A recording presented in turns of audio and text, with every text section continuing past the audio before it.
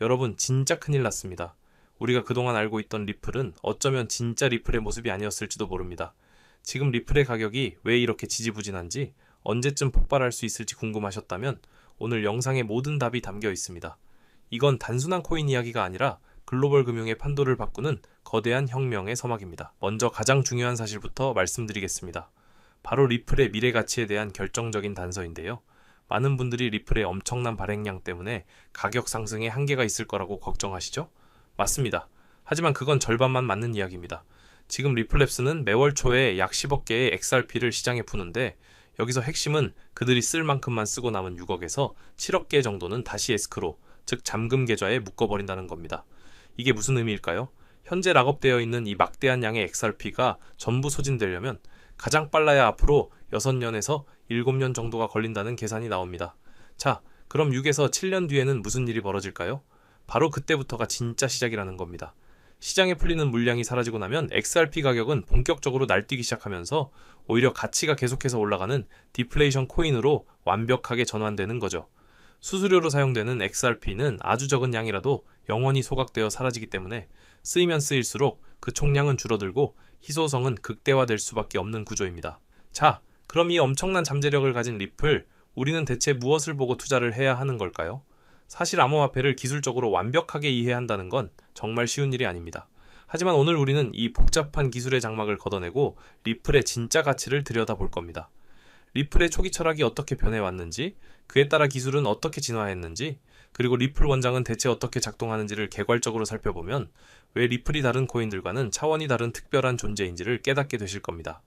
가장 놀라운 사실 중 하나는 리플은 애초에 비트코인 같은 블록체인 시대에 태어난 암호화폐가 아니라는 점입니다. 이 이야기는 무려 2004년으로 거슬러 올라갑니다. 블록체인이라는 단어조차 생소하던 핀테크 시대의 초창기였죠. 바로 이때 제드 메칼렙을 비롯한 3명의 천재 기술자들이 모여서 리플 레저라는 독자적인 원장을 만들고 그 원장의 네이티브 코인인 AXP를 탄생시켰습니다. 그리고 2012년에는 전문 경영인인 크리스 라슨을 CEO로 영입하면서 본격적인 사업의 궤도에 오르게 되죠. 그들의 슬로건은 정말 원대했습니다. 오늘날 세계가 웹에서 정보를 움직이듯이 우리는 세계가 가치를 움직일 수 있도록 노력한다. 이게 무슨 말이냐면 우리가 지금 인터넷으로 자유롭게 정보를 교환하는 것처럼 돈이나 주식, 채권 같은 가치 역시 온라인에서 그렇게 자유롭게 주고받을 수 있는 세상을 만들겠다는 거대한 포부였던 겁니다. 당시에는 상상조차 하기 힘든 일이었죠. 리플의 아이디어는 하늘에서 뚝 떨어진 게 아니었습니다. 2000년대 초 캐나다에 라이언 푸거라는 한 청년이 있었습니다. 그는 어떻게 하면 은행을 거치지 않고 온라인으로 사람들끼리 직접 가치를 교환할 수 있을까를 고민했죠. 그는 아랍 지역의 전통적인 신뢰 기반 송금 시스템인 하왈라에서 영감을 얻었습니다. 하왈라 시스템은 정말 신기한데요. 예를 들어 한국에 있는 아랍 노동자가 본국에 돈을 보내고 싶을 때 은행에 가는 게 아니라 한국에 있는 하왈라 매니저에게 돈을 줍니다. 그럼 그 매니저는 본국에 있는 파트너에게 전화를 걸어서 어느 주소에 누구에게 얼마를 전달해줘 라고 말하죠. 그러면 5분 안에 돈이 전달됩니다. 실제 돈이 국경을 넘어간 게 아닌데도 말이죠. 이건 철저하게 신뢰를 기반으로 작동하는 분산형 네트워크였고 두 매니저는 나중에 자기들끼리 차액만 정산하는 방식이었습니다. 라이언 푸거는 바로 이 개념을 온라인으로 가져와서 분산형 가치 교환 시스템을 만들었지만 서로 믿을 수 있는 사람들끼리만 거래가 가능했기에 4,000명 정도의 회원을 모은 뒤 성장의 한계에 부딪히고 맙니다. 바로 그때 제드 메칼렙이라는 인물이 등장합니다. 그 역시 분산형 네트워크의 엄청난 잠재력을 믿고 있었고 중앙 서버 없이 개인들끼리 파일을 교환하는 시스템을 만들었습니다. 그런데 여기서 주로 교환되던 것이 바로 음악 파일이었고 결국 음원협회로부터 소송을 당해 사업을 접어야 했죠. 하지만 그는 포기하지 않았습니다. 다음으로는 자신이 좋아하던 게임의 아이템을 교환하는 사이트를 만들었는데 그 이름이 바로 마운트곡스였습니다.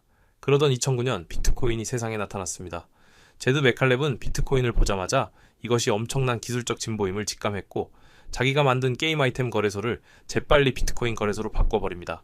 이게 사실상 세계 최초의 암호화폐 거래소였고 마운트곡스는 전 세계 비트코인 거래량의 70%를 처리하는 거대 거래소로 성장하게 됩니다. 제드 메칼렙은 마운트곡스를 운영하면서 한 가지 확신을 갖게 됩니다.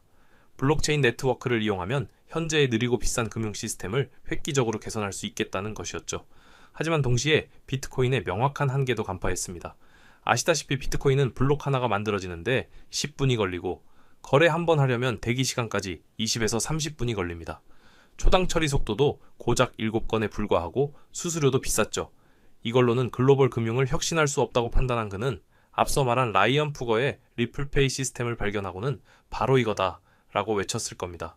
그는 즉시 마운트곡스를 팔아버리고 그 돈으로 리플페이를 인수합니다. 그리고는 세계 최고의 개발자들을 모아 비트코인의 단점을 완벽하게 극복하는 새로운 시스템을 설계했죠. 그 혁신의 핵심은 두 가지였습니다. 첫째, 시간을 잡아먹는 채굴 과정을 아예 없애버렸습니다. 대신 초기에 1000억 개의 XRP를 한 번에 발행해버렸죠. 둘째, 합의 시스템을 간소화했습니다. 전 세계 모든 노드가 동의할 때까지 기다리는 대신 신뢰할 수 있는 소수의 검증단 중 80%만 동의하면 바로 거래를 확정시켜버리는 방식을 택한 겁니다. 그 결과 XRP는 3에서 5초 만에 거래가 완료되고 수수료는 거의 없는 초당 1500건 이상을 처리할 수 있는 압도적인 성능을 갖게 된 것입니다. 제드 메칼렙의 야망은 단순히 빠른 코인을 만드는 데서 그치지 않았습니다. 그는 리플 레저 위에서 XRP뿐만 아니라 달러, 주식, 금 같은 세상의 모든 자산이 거래될 수 있는 시스템을 꿈꿨습니다. 이를 위해 도입한 개념이 바로 IOU, 즉 내가 당신에게 빚을 졌습니다라는 의미의 디지털 차용증서 개념입니다. 이게 무슨 말이냐면 예를 들어 리플 네트워크에서 달러를 보내고 싶을 때 실제 달러 지폐가 인터넷망을 타고 날아가는 게 아니라는 겁니다. 대신 게이트웨이라는 곳에서 내가 당신에게 줄 달러를 보관하고 있으니 이 디지털 증서를 대신 받으시오 하는 식으로 IOU를 발행해 주는 거죠.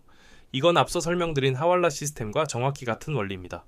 이 IOU 개념 덕분에 리플 레저는 XRP 외에 그 어떤 자산이라도 모두 거래할 수 있는 범용적인 플랫폼이 될 수 있었던 겁니다. 이러한 기술적 혁신 덕분에 리플은 탄생 초기부터 다른 암호화폐들을 압도했습니다. 당시 비트코인이 초당 7건, 이더리움이 초당 20건을 처리할 때 리플은 이미 초당 100건 이상을 가뿐히 처리해내면서 암호화폐 세계에서 가장 빠른 처리 속도를 자랑했죠. 이는 리플이 단순한 디지털 화폐가 아니라 미래 금융 시스템의 근간이 되겠다는 거대한 비전을 실현할 수 있는 기술적 기반을 갖췄다는 것을 의미했습니다. 제드 메칼렙은 뛰어난 개발자였지만 경영은 또 다른 영역이었죠. 그는 핀테크 업계에서 이미 유명했던 크리스 라슨을 전문 경영인 CEO로 영입합니다. 그런데 여기서 문제가 발생합니다. 두 사람의 철학이 정면으로 충돌한 겁니다. 제드 메칼렙은 자유주의 사상가로서 자신이 만든 기술이 가난하고 소외된 사람들을 위해 쓰이길 바랐습니다. 개인들을 위한 송금 시스템에 집중했던 거죠. 반면에 크리스 라슨은 아주 현실적인 사업가였습니다. 그는 언제 어느 세월에 그렇게 해서 돈을 벌겠느냐며 개인보다는 거대한 자금이 오가는 은행이나 금융기관을 상대로 영업을 해서 리플을 키워야 한다고 주장했습니다. 결국 이 사회는 크리스 라슨의 손을 들어주었고 아이러니하게도 제드 메칼렙은 자신이 창업한 회사에서 쫓겨나게 됩니다. 이후 그는 자신의 철학을 실현하기 위해 스텔라룸 앤 XLM이라는 새로운 코인을 만들게 되죠. 그래서 XRP는 기관 송금, 스텔라룸에는 개인 송금에 특화된 사실상 DNA가 같은 형제 코인이라고 볼 수 있습니다. 리플의 방향타를 잡은 크리스 라슨은 본격적으로 기존 은행 시스템과 리플 레저를 통합시키는 작업에 착수합니다. 그 결과물이 바로 엑스커런트라는 솔루션입니다. 기존 국제 송금망인 스위프트는 사실 송금망이 아니라 그냥 보안이 강화된 통신망에 불과합니다. 일방적으로 메시지만 보낼 뿐이죠. 하지만 엑스커런트는 통신망과 송금망의 역할을 동시에 수행하며 무엇보다 쌍방향으로 메시지를 주고받을 수 있습니다. 송금 과정에서 문제가 생기면 즉시 파악하고 해결할 수 있다는 거죠. 여기에 더해 인터레저 프로토콜 ILPT라는 리플만의 독보적인 기술이 탑재되는데요. 이건 서로 다른 표준을 가진 네트워크, 예를 들어 A은행의 내부 전산망과 분행의 전산망이 직접 데이터를 주고받을 수 있게 하는 일종의 만능 번역기 같은 기술입니다. 이것이 바로 스위프트를 뛰어넘는 리플의 기술적 우월성의 핵심이었습니다. 이후 크리스 라슨은 규제 문제로 인해 경영 일선에서 물러나 이사회 의장이 되고 그의 뒤를 이어 현재의 CEO인 브래드 갈링하우스를 영입합니다. 그는 야후의 수석 부사장 출신으로 이미 경영 능력을 검증받은 인물이었습니다. 브래드 갈링하우스는 크리스 라슨이 닦아놓은 기술 개발의 방향성을 이어받아 리플의 기술을 한 단계 더 진보시키는 데 성공합니다. 바로 엑스래피드와 엑스비아라는 기술의 등장이었죠. 엑스래피드는 현재 ODL On-Demand Liquidity, 즉 주문형 유동성이라고 불리는 기술로 바로 여기서 XRP 코인이 주인공으로 활약합니다. 이게 리플의 최대 강점인데요. 기존의 은행들이 해외로 돈을 보내려면 해당 국가의 은행에 미리 그 나라 돈을 예치해둬야 했습니다. 엄청난 자본이 그냥 묶여있는 셈이죠. 하지만 ODL을 사용하면 그럴 필요가 전혀 없습니다. XRP를 브릿지 통화, 즉 다리 역할로 사용하는 겁니다. 예를 들어 미국에서 멕시코로 돈을 보낼 때 달러를 HRPR로 순식간에 바꿨다가 그 HRPR을 멕시코로 보내서 다시 페소로 바꾸는 거죠. 이 모든 과정이 단 몇 초 안에 끝납니다. 은행 입장에서는 막대한 자본을 묶어둘 필요가 없으니 엄청난 비용 절감 효과를 누릴 수 있게 됩니다. 다만 과거에는 이 짧은 몇 초 동안 XRP의 가격이 변동될 수 있다는 점이 은행들이 채택을 꺼리는 요인이 되기도 했습니다. 그리고 엑스피아는 이 모든 복잡한 블록체인 기술을 은행원들이 아주 쉽게 사용할 수 있도록 만든 일종의 인터페이스입니다. 은행원들은 블록체인이 뭔지 XRP가 뭔지 전혀 몰라도 됩니다. 그냥 기존에 쓰던 은행 프로그램 화면에서 버튼 하나만 누르면 그 뒷단에서 리플의 모든 기술이 알아서 작동해 송금과 결제를 처리해주는 거죠. 현재는 이 엑스커런트, 엑스래피드, 엑스비아 기술이 모두 하나로 통합되어 리플 페이먼츠라는 단일 솔루션으로 금융기관에 제공되고 있습니다. 브래드 갈링하우스는 기술 개발뿐만 아니라 투자자들이 가진 가장 큰 불안감도 해소시켜줬습니다. 바로 리플랩스가 보유한 550억 개라는 막대한 XRP 물량에 대한 공포였죠. 그는 이 물량 전체를 에스크로 락업 장치에 묶어두겠다고 선언합니다. 앞서 말씀드린 것처럼 한 달에 10억 개씩만 풀고 사용되지 않은 물량은 다시 잠가버리는 방식으로 시장의 예측 가능성과 신뢰를 심어준 겁니다. 이 결정 덕분에 XRP는 무분별한 물량 폭탄에 대한 불안감을 해소하고 장기적인 가치 상승의 발판을 마련하게 된 것입니다. 그리고 이 락업이 모두 해제되는 그날 XRP는 진정한 디플레이션 코인으로서의 여정을 시작하게 될 겁니다. 아까 은행들이 ODL 시스템 채택을 꺼렸던 이유가 뭐라고 했죠? 바로 짧은 송금 시간 동안 발생하는 가격 변동성 때문이었습니다. 그런데 최근 리플은 바로 이 변동성으로 인한 손실을 커버해주는 기술을 개발해서 특허까지 출원했습니다. 이건 정말 엄청난 소식입니다. 은행들이 XRP를 사용하면서 발생할 수 있는 유일한 리스크마저 제거해버린 거니까요. 이 특허가 본격적으로 적용되면 이제 대형 은행들이 ODL 시스템을 채택하지 않을 이유가 사라지게 됩니다. 그동안 망설이던 기관들의 자금이 본격적으로 유입될 수 있는 길이 열린 셈이죠. 우리가 리플에 투자할 때 단기적인 가격 변동에 흔들리지 말아야 하는 이유가 바로 여기에 있습니다. 리플의 저변에 깔린 철학과 사상, 그리고 압도적인 기술력을 이해한다면 장기적으로 우상향할 수밖에 없다는 믿음을 가질 수 있습니다. 암호화폐 시장은 변동성이 크고 코인을 사는 것보다 지키는 것이 훨씬 더 어렵습니다. 이런 확신이 있어야만 우리는 길을 잃지 않고 성공적인 투자의 길을 걸어갈 수 있을 겁니다. 이 영상을 접하신 지금 여러분께서는 어느 정도의 투자 계획을 세우셨을 겁니다. 그렇지만 성공적인 투자란 그저 차트 몇 번, 뉴스 몇 줄 훑어보는 것만으로 냉정한 결정을 내릴 수 있는 영역이 아니라는 점을 깨닫고 계실지도 모릅니다. 그리하여 저는 이러한 고충을 겪는 분들을 위하여 영상보다 신속하게 핵심 정보를 습득할 수 있는 무료 소통방을 개설하여 운영 중입니다. 투자 활동의 필수적인 내용들을 지체 없이 실시간으로 받아보실 수 있으며 제가 직접 분석하는 차트에 기술적 관점 또한 나누어 드리고 있습니다. 더불어 가장 결정적인 혜택은 바로 XRP 외에도 상당한 수익 창출이 기대되는 주요 종목들까지 함께 알려드린다는 점입니다. 제가 늘 XRP의 비중을 강조하기는 하나 단일 종목의 모든 것을 거는 식의 투자는 피하셔야 합니다. 장래성은 뛰어나지만 아직 시장에서 그 가치를 온전히 인정받지 못한 종목들에도 자산을 배분하셔야 다른 이들이 10%, 30%의 이익을 볼 때 우리는 2배, 3배, 나아가 10배 이상의 결실을 볼 수 있기 때문입니다. 참여 절차는 매우 단순합니다.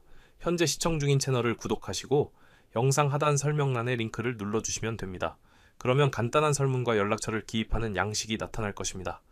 해당 양식을 빠짐없이 기입하여 보내주시면 확인 즉시 참여 안내를 드리겠습니다. 참고로 어떠한 금전적 요구도 없이 전액 무료로 진행되오니 부담 없이 참여하셔도 괜찮습니다. 다만 연락처를 정확히 기재하지 않으실 경우 안내가 어려울 수 있으니 제출 전 반드시 재차 확인해 주시길 바랍니다. 금일 영상이 유익하셨다면 구독과 좋아요로 응원해 주시고 마지막까지 함께 해주셔서 대단히 감사합니다. 여러분 모두의 성공적인 투자를 진심으로 응원합니다.